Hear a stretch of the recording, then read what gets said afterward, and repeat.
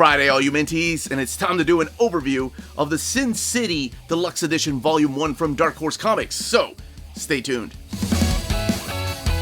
And welcome back, everybody. So here we have Frank Miller's Sin City, The Hard Goodbye, otherwise known as Volume 1 of the Sin City Library. And what Dark Horse has decided to do this time around is release them in this deluxe format. And the deluxe format is a slipcase edition. And we're going to be taking a closer look at everything in here. But the very first thing I needed to show was the actual design of this slipcase. That is a sticker, by the way, so that does come off.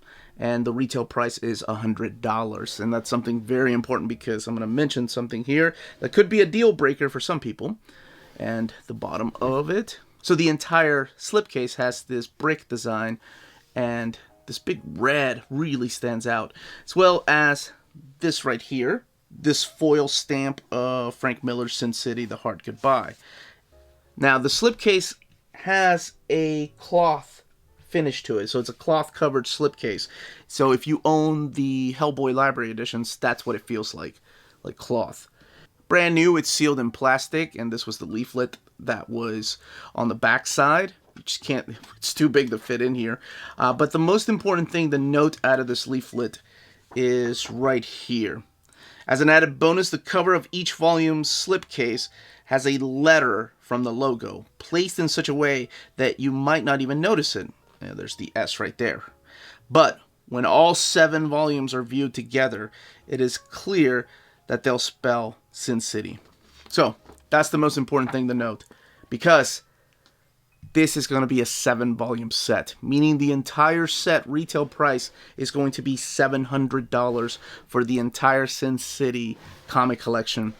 And this has been previously released in trade paperback formats. There were 2 box sets, and I believe the box sets were $100 each, even though this comes with new pinup artwork. There's about 7-8 pages that are new here that haven't been published. But it's also been available in this gigantic, colossal Big Damn Sin City collection that collects every single one of the comics in this huge format. And if you're not familiar with the Dark Horse Colossal Conan collections or this Big Damn Sin City, they are taller than your Omnis. That is a Marvel Omnibus right next to Big Damn Sin City, and it's that much bigger. They are huge books. And this one retails for $150. Now, I realize this might be way too big for some people, and this might be the better route to go, depending on your taste of Frank Miller's artwork in Sin City. So let's get this opened. So the very first thing I'm taking a look at is this portfolio piece right here. And it's a nice hardcover with the design of the bricks that you'll find on the actual hardcover of the deluxe edition here. And it comes with a piece of art inside, and that is a lot of white space there, I guess, for Frank Miller's signature if you ever meet him. But that's what this is. I mean, it's nice. It looks very classy, this portfolio, but it's only one piece. It's not an original piece. It's not a sketch. It's something that everybody gets in this edition. The design of the actual deluxe edition, you have the foil stamping going on again on the words Frank Miller's Sin City, The Hard Goodbye. Then you have emboss going on right there with the bricks. The spine of the book with 1 written out. Not the numerical way of doing it. And then worth dying for, worth killing for, worth going to hell for. Amen. Marv, The Hard Goodbye, the lead character of this particular story. But my favorite thing about this is this right here. The red gilded page edges that they use for the book. It's a nice little touch. It's actually a very beautiful looking book. And I'm going to open it up here and then compare the artwork to the Big Damn Sin City. And then talk a little bit about the story. But let's go ahead and start doing that. Alright, so let's get this book opened. You have some red end sheets right there. There's a picture of Marv, and this is the type of artwork you're going to be seeing in this particular collection. So this all started in 1991. It was part of the Dark Horse Presents anthology series, and that's where the world of Sin City originated. Well, really in Frank Miller's head. So the type of artwork he was using here was a lot different. He was experimenting on this type of art, using this different contrast that we're not used to. This is the chiaroscuro type of artwork that I've talked about when I was doing my overview of Ron Garney's Daredevil. Now, of course, Frank Miller is not really the one that created that type of art. You could say probably Will Eisner or Jose Munoz were some of the earlier people using this type of style. But I will say that Frank Miller is probably the one that really made it popular. Not just with fans, but also other comic book artists. Seems like everybody at Image, after they saw Sin City, was trying out that style, whether it was McFarlane, Jim Lee, Rob Liefeld. It didn't matter. All the young guns at the time were trying out this unique style to art. Now, this does have mature themes, so there's some strong sexual content in here, lots of violence and vulgarity. So I gotta skip some pages, actually. And speaking of vulgarity, the one big thing about this book, and most of the Frank Miller Sin City library, is that the language might be outdated. Some of the slang terms that people used back then probably wouldn't fly these days, but just to kind of give you a heads up. So, what is going on? Why are all these cops trying to beat up Marv? Well, you see, Marv has met this beautiful goddess named Goldie. This young lady here, who happens to be a prostitute, but to him, that's his goddess. Well, he wakes up after they have a night, an evening of intimacy, if you will, and she's dead. And he's been framed. So the cops are coming to kill him. And he's trying to figure out who exactly killed his beautiful goddess. And that's what the Hard Goodbye is about. That is it. It's this hard ass right here named Marv, who was an ex-convict and honestly has a mental condition that makes him hallucinate and paranoid. And he is just trying to avenge the death of the beautiful woman who was murdered in his bed. And then we go with him through this journey and get to know all the characters from Sin City, from the bottom all the way to the highest levels of Sin City. The people that get to make the call for this fictional city. And like I mentioned, Marv is a hard ass. He has a bunch of scars all over him. I would compare him probably to somebody like Wolverine. And the way that he gets his answers from all these thugs is much like Batman. He's not a good detective, though. He just beats the hell out of people until he gets answers. I'm just going to ignore that comparison to Batman, because that's not all Batman does. Batman actually does some detective work. But Marv does the other thing. He beats the hell out of people until he gets the answers that he needs. But this is the type of artwork you're going to be finding in this particular book. The action sequences are some of the best that I've seen in comics. Really redefine what action sequences are to me when I was reading this for the very first time. There's no time and space being wasted on each of these panels. There's no banter. It's like a real fight. And if you were used to superhero fights back then, there's a lot of talking, a lot of dialogue in between fights. It always felt like this would be like a street fight, the way that this is handled. Like I mentioned, there's a lot of violence, and it is all in black and white. There's a couple of exceptions, and not in this volume, but later on there are a couple of exceptions when color is used. And speaking of color, it does come with a nice red ribbon to match the red gilded pages right there. Look at that, man. Hearing about Sin City and looking at the promotional artwork, and there were pieces like this, and I just didn't understand it. Keep in mind, though, this was early 90s, and I was big into dynamic artists, big into what are known as the image artists, right? Like Mark Silvestri is still my favorite artist of all time, but even he dabbled a little bit in this type of art style. But there wasn't anything like this back then in comics. It wasn't the popular thing. So if it wasn't the popular thing, then, it must be trash. And sadly, that's what a lot of people my age thought, so a lot of us avoided it. It wasn't until much later, when they started collecting them, that I read Sin City for the first time, and I was just blown away by not just the art, but the brutality of the story. But yes, expect a lot of violence, Like I said, a lot of mature content all over the place. Look at that. And yeah, there have been movies. I think the first movie takes stories from this book, Yellow Bastard, and A Dame for a Kill, I think is what it takes the ideas from. But this is the type of panels, layouts, the contrast, and all of it in black and white. Now let's take a look at these extras in the back. Oh, and before I do, one thing I did want to note is when I was showing off the earlier pages, because those are the non-spoilery pages, but you do see an evolution of this art with Frank Miller. Like, even just taking a look at the body that he uses for Marv, he becomes a lot more comfortable with the art style and the way that he wants to draw the bodies and the panels and stuff. So comparing the first couple of pages right here, which this is absolutely gorgeous, but to something like this is a completely different ballgame right there. That is so awesome. That, to me, this is Sin City. This is what everybody remembers Sin City looking like.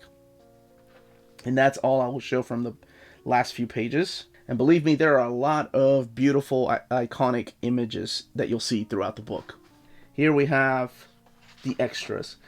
Now, it is interesting to see how Frank Miller evolved into this writer and artist. You know, he's no stranger to this dystopian anti-hero. He's written, for example, Dark Knight Returns, or even Daredevil to an extent. But it's also crazy that he contributed to elevating the American comic into the form of graphic novels that we know and love today. If not for Dark Knight Returns, or Year One for that matter, graphic novels probably wouldn't be as popular as they are now. And I know the term has changed over the years, but those trade paperbacks evolved into things like this. Sin City was one of the earliest trade paperback collections that I had, and now they're known as, of course, graphic novels because of the change in terminology. But if it wasn't for him elevating that level of comics to this, we probably wouldn't have the library that I wouldn't have a channel the way that I do. So he has a lot of things that he did behind the scenes that I'm very thankful for. And it's crazy how he's just able to master the art of shadows and light and make them just dance around his pen. It's freaking insane that he was doing this type of artwork, experimenting. And we've had other artists since then doing similar art style. But to me, like, he was the one that made it popular. And like I said, we've had artists before him. Here's a bunch of sketches and layouts for the pages. And speaking of pages, that is one thing I didn't say, is the paper quality is this thick matte paper that they're using for this book. And here are the pinups. But it's not quite as thick as the what was I going to compare it to? Like the matte paper that the DC uses in their absolutes, because you can see a little bit of the artwork coming through the opposite page, just a little bit. If, for example, this page has a lot of white and the other page has black all over it, then you can see some of it come through. Here, let's get back to the extras. Not that much, but you do see some come through from time to time. So you have a Joyce Chin piece of art right there. You have one here by Amanda Connor. So it's all these different artists' take on these characters. Here's one by Klaus Janson. And these are new pieces for this book exclusively. Here's one by Paul Pope. A lot of these artists were inspired by Frank Miller's Sin City. That is Philip Tan, and that is freaking badass. That guy has grown. He was an artist I remember seeing in with Image Comics, and then he went over. He had a run at what was it, X-Men with Chuck Austin. Then he did some Orange Lantern stuff, and he has just grown. I really enjoy his art. You still see some of the 90s over muscular stuff in there, but just seeing this piece reminds me how much he's grown. And this one's here by Gerardo Safino. It's an awesome piece with Marv and all these knives back there. And then more from Sin City. So, Dame to Kill For. I said a Dame for a Kill. Sounds like a Bond movie. There are going to be 7 of these. The book, by the way, again, retailing for $100. Definitely mature content and has 224 pages. Let's check out this binding. It is sewn binding, and here's what the eye looks like. Now, one thing I noticed is that some of the bunches look like they're coming away from the ribbon, but I think that's just a cosmetic thing. I don't think that's anything to worry about. You can kind of tell a little bit right there. because like I said, they're all sewn binding. It's not like that ribbon is holding them really in, but the actual threads right here is what's holding it and keeping it together. But again, this is the masterpiece that is known as Sin City. It's also been available in trade paperback if you've never read it and you want to check it out. And also in a Big Damn Sin City, if that's the way you like it. Thicker than a Snicker, baby. But this, if you appreciate the art and want to own it in the biggest possible format, then this is probably the way to get it. Really quick, I wanted to do a comparison to Big Damn Sin City. And Big Damn Sin City here to your left uses this thick glossy paper. And the thing that I appreciate about this is that, to me, this is the type of paper they should be using for artwork like this. When there's just black and white and you work heavily off of the contrast of those two, then it has to be in matte paper. Because it just makes it pop out even more. Yes, the blacks are a lot darker here, of course, but you're missing a lot of the small details when you're going from this to this. To me, I think this is perfect, but to each their own. Here's another page for comparison. This time the deluxe editions over here to the left and the Big Damn Sin City with the glossy papers to the right. And just a couple of frames right there. I just want to show off two more pages. Here to the left is Big Damn Sin City, and to the right is what the deluxe edition looks like with one of my favorite scenes, and that is the rain all over Marv with his inner monologue. Holy crap, still blows me away. I remember trying to mimic this when I fooled myself into thinking I could be a comic book artist. Like trying to do this art style, because I thought, oh, this is simple, anybody can do this. Oh man, this is a master at work for sure. And it's just an amazing scene with the rain just hitting Marv's back and just looking at the use of blacks and whites. And then we'll look at the other page, the deluxe edition here to the left and the Big Damn Sin City here to the right. See what I mean about, I don't know, it's like you lose some of the art in this. There's nothing wrong with Big Damn Sin City. This is the way that I've read it and owned it for years. But if I had a choice in doing it all over again, this is the way I would get it. Then again, this is also $100 compared to $150. So it's all about taste and what you can afford, absolutely. And that, as they say, is that.